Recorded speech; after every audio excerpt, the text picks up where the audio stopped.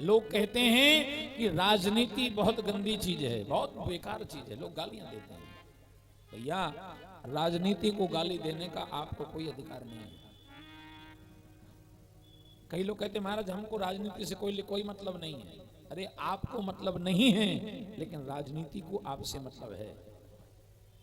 आप मतलब रखो ना रखो, लेकिन राजनीति को आपसे मतलब है।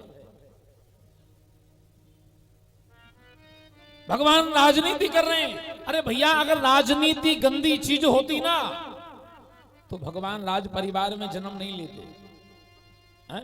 खुद कभी राजा नहीं बनते, अपने भक्त ध्रुव को राजा नहीं बनाते, अपने भक्त प्रहलाद को राजा नहीं बनाते। अगर राजनीति गंदी होती तो महाराज अपने परम भक्त विभीषण को राजा नहीं बनाते, सुग्रीव को राजा नहीं बनाते, खुद राज परिवार में जन्म लेकर नहीं आते। राजनीति अगर गंदी होती तो भगवान किसी और परिवार में आते, लेकिन राजनीति वाले परिवार में नहीं आते, खुद राजनीति नहीं करते। भगवान ने राजनीति की।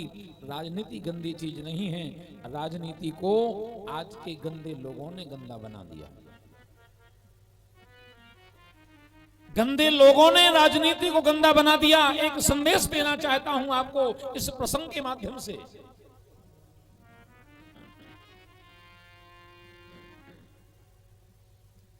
अगर पढ़े लिखे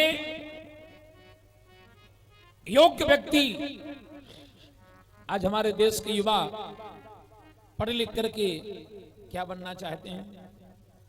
कोई इंजीनियर बनना चाहता है, कोई डॉक्टर बनना चाहता है, कोई मास्टर बनना चाहता है, कोई कलेक्टर बनना चाहता है, आईएएस आईपीएस तमाम प्रकार की पोस्ट है।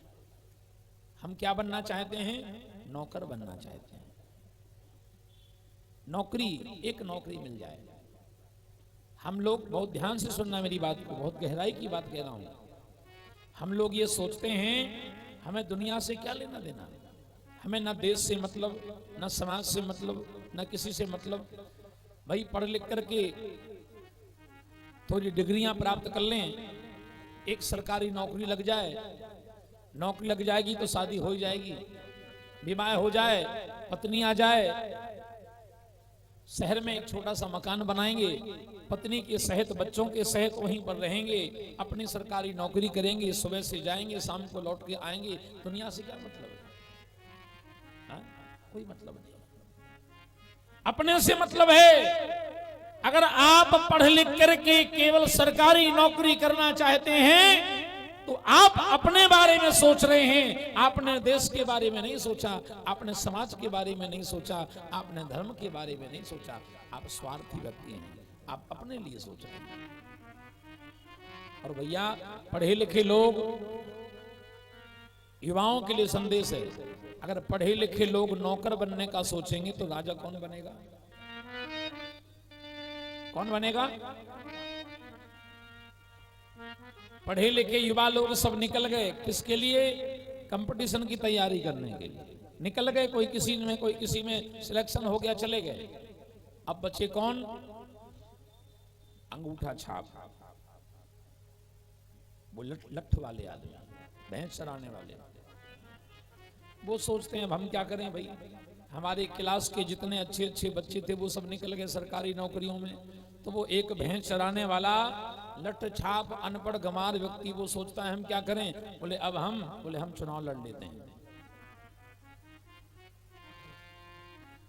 वो धीरे से फार्म भरता है और लठ कंधे पर रख करके महाराज संयोग से चुनाव जीत जाता है, और चुनाव जीत करके विधायक बनता है।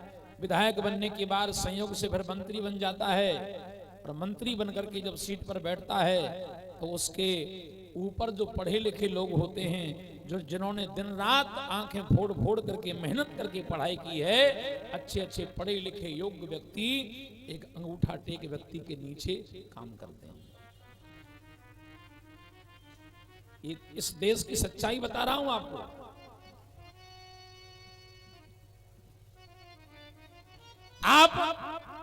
आप आईएएस बनकर के, कलेक्टर बनकर के सोचते हो कि हमारे क्षेत्र में, आप जो कलेक्टर होता है, जो आईएएस होता है, वो जिले का मालिक होता है, जिलाधिकारी होता है। वो सोचता है कि हमारे जिले में कोई अराजकता ना हो, उपद्रव ना हो, आतंक ना हो।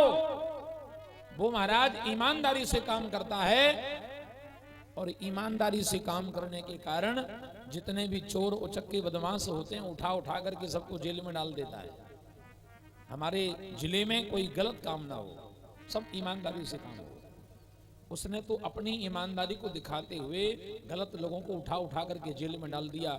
ऊपर से मंत्री जी का फोन आया, जिन 4 लोगों को उठाया है छोड़ दो, हमारे आदमी हैं। अरे एक अनपढ़ गमार अंगूठा टेक व्यक्ति आदेश दे रहा है, किसको?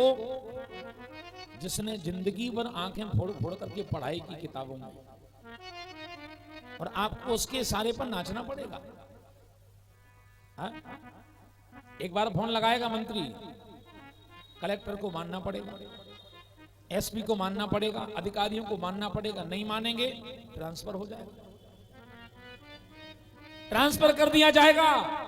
उसके बाद भी नहीं मानोगे, सरकार के मंत्रियों के इशारे पर नहीं चलोगे, सस्पेंड कर दिए जाओगे।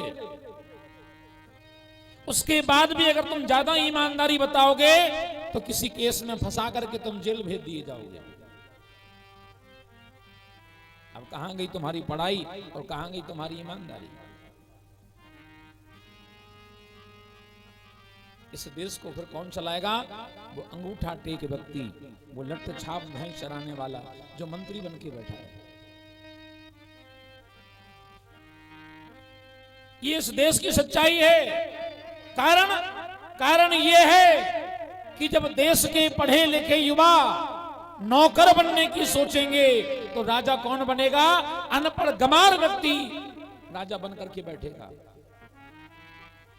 इसलिए प्रार्थना करना चाहता हूं, निवेदन करना चाहता हूं, अगर आप अपने देश के लिए कुछ सोचते हैं, अपने धर्म के लिए कुछ सोचते हैं, अपने समाज के लिए कुछ करना चाहते हैं, तो नौकर बनने का ना सोचो। क्या बनो? राजा बनने का सोचो। अगर वास्तव में देश में कुछ करना चाहते हो, अगर कुछ अच्छा करना चाहते हो, अब अगर अभी कुछ कहूंगा इस विषय में तो ठीक नहीं होगा, क्योंकि मैं ज्यादा नहीं बोलता राजनीति के विषय में। लेकिन एक संदेश है यहां पर, भगवान राजनीति कर रहे हैं। क्यों कर रहे हैं? क्योंकि वो आज अधर्म को हटा करके धर्म की स्थापना करना चाहते हैं। रावण को मार करके धर्म की ध्वजा को लहराना चाहते हैं। इसलिए भगवान को राजनीति करनी पड़ी। और भैया, अगर राजनीति अपने लिए करो तो गलत है। राजनीति अगर समाज के लिए की जाए, अगर देश के लिए की जाए, अगर धर्म के लिए की जाए तो राजनीति गलत नहीं है। अगर केवल अपने लिए की जाए कि भैया हम नेता बनेंगे, चुनाव जीतेंगे और फिर हम इतना कमाएंगे, बड़ी बड़ी होटलें बनाएंगे, बड़ा लंबा चौड़ा कारोबार करेंगे और महाराज 4 से 10 पीढ़ियों के लिए कमा करके जोड़ जोड़ करके रख लेंगे, तो आपके लिए राजनीति गंदी है। क्योंकि फिर आपको गलत काम करने पड़ेंगे अपने लिए। और अगर राजनीति देश के लिए करना पड़े, समाज के लिए करना पड़े, धर्म के लिए करना पड़े, तो राजनीति गलत नहीं है, फिर राजनीति गंदी नहीं है।